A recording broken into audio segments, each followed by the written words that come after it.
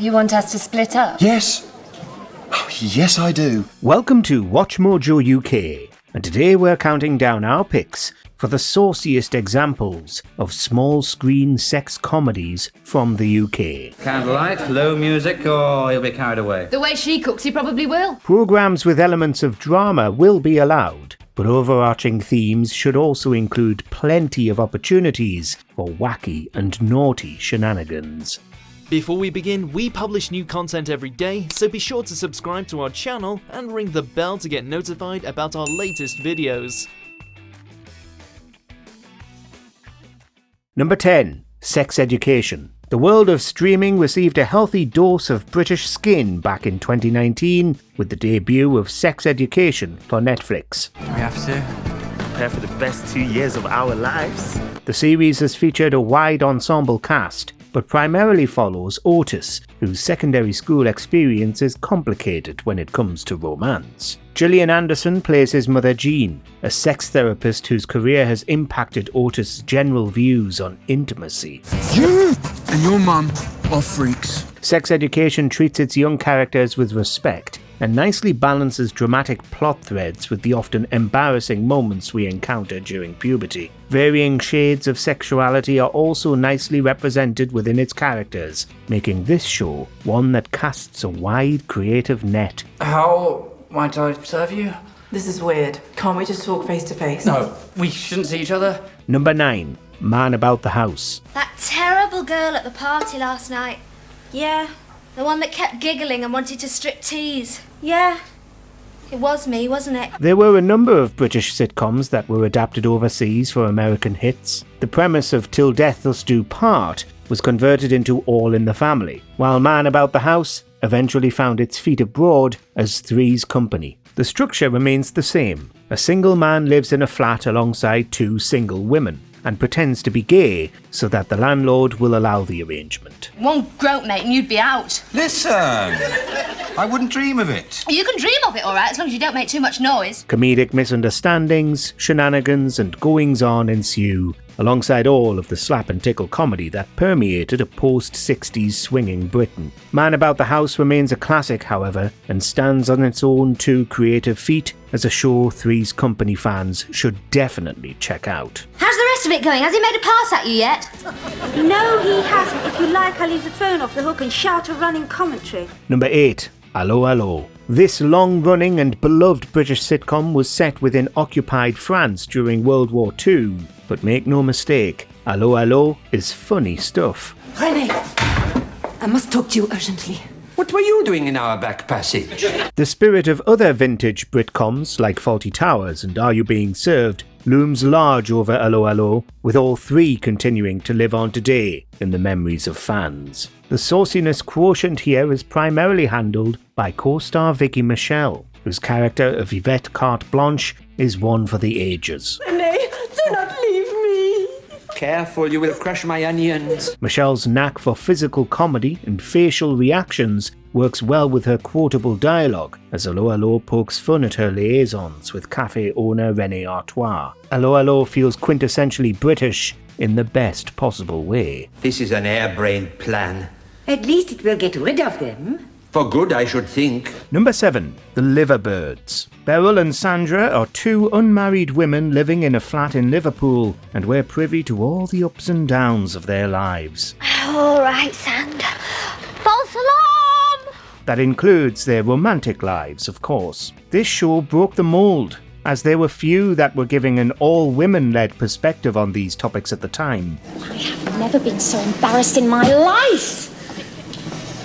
And I don't like these either! And Liverbirds took it on in style. If you don't stick around for the peak 70s fashion, then the cheeky gags will certainly keep you entertained. It's not just the music, is it, Beryl? You come down those stairs as if you've been shot from a cannon. And worse, you were singing. Number 6. On the Buses. This one centres around the comedic mishaps of bus driver Stan Butler and his colleagues at the Luxton and District Motor Traction Company. Yeah, she's worn out more drivers than the 5 o'clock rush hour. Stan, along with his cheeky conductor friend Jack, frequently clashes with their strict and pompous boss, Inspector Blake, who is determined to keep them in line. Losing the passengers means the company's losing money. Much of the humour revolves around their attempts to shirk work, lewd and crude jokes, and the misadventures they encounter on and off the buses. This show was a huge success back in the day, spawning spin-offs and films. Is that the truth? Yeah, so you can't sack us now, can you? Number 5. Fleabag. Tell the truth. It's horrendous. Phoebe Waller-Bridge may not have had total success with her sitcom creation Crashing back in 2016,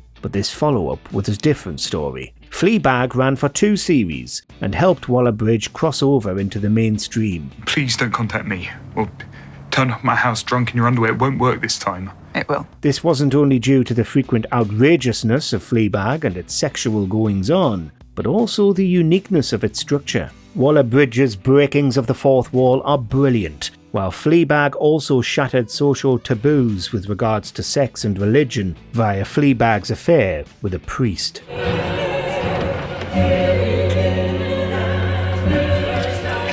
This show wasn't merely transgressive for the sake of transgression, however. It was genuinely funny. Number 4. Peep Show. There is a very obvious gimmick to the somewhat philosophical British sitcom Peep Show. You'll have to move. Yeah, I should move, but I might not move. We're speaking specifically of the series' tendency to utilise deliberate point-of-view shots, complete with inner monologue and narration from its 2 lead characters. This lends Peep Show an interesting perspective into what could otherwise have been a very generic show about 2 single lads. Oh my god. Jesus! Instead, Peep Show delves into their relationship, as well as that inner voice we all keep to ourselves during certain situations. The show is at once both absurdist and darkly comedic, and 100% worth some reinvestigation. He's brought a dead dog into my pitch, the stupid bastard! Number 3. Men Behaving Badly. If there's any sitcom that was truly of its time, it might be Men Behaving Badly. What can we say? This show just reeks of the 90s, although that isn't necessarily a bad thing. I mean, women just don't understand that men suffer too, and that can affect our ability to think. Yeah. The original Men Behaving Badly was much more successful than its attempted American adaptation in 1996. The show basically did what it said on the tin, although these titular men were also often at the butt of the jokes. Trouble with the landlord. I think he wanted us all out. Tenants get a rough deal sometimes, don't they? Yeah, I'm not surprised really though.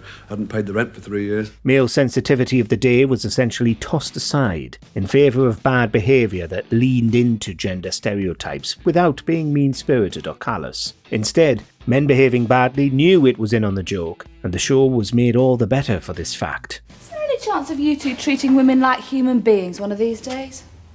Sorry. Number 2. Coupling. This was yet another British sitcom whose success at home didn't necessarily translate the same way overseas. Coupling was notable for its frank depiction of sexuality, particularly during the early millennium. You want us to split up? Yes. Oh, yes, I do. This honesty helped set the show away from its peers, but the American Coupling was pulled after just 4 episodes. Of course, it probably didn't help that the show was being primed as a tentative successor to Friends, because Coupling didn't really have the same approach. Susan! Anyone can have a dead aunt! Instead, this British show just treated its adult characters just like that, adults, and the show's ensemble cast helped the writing along with memorable performances. Look, I want to spend the rest of my life with the woman at the end of that table there, but that does not stop me wanting to see several thousand more naked bottoms before I die. Number 1. The Benny Hill Show. The perception that all British comedy is highbrow essentially stops at Benny Hill's institution for gawkery, lechery and all-round slapstickery. Hi, sweetie. Coming down the beach?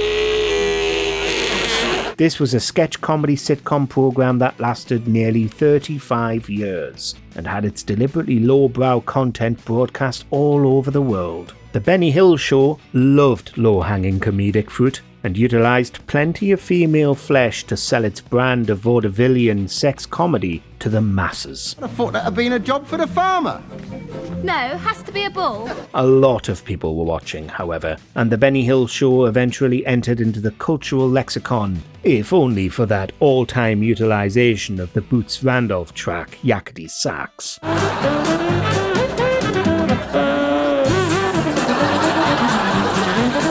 How important is cultural context to you when watching an older programme? Are you more apt to take into account social mores of the day, or do you hold them to current climate standards? Let us know in the comments below. Benny, do not leave me. Careful, you will crush my onions.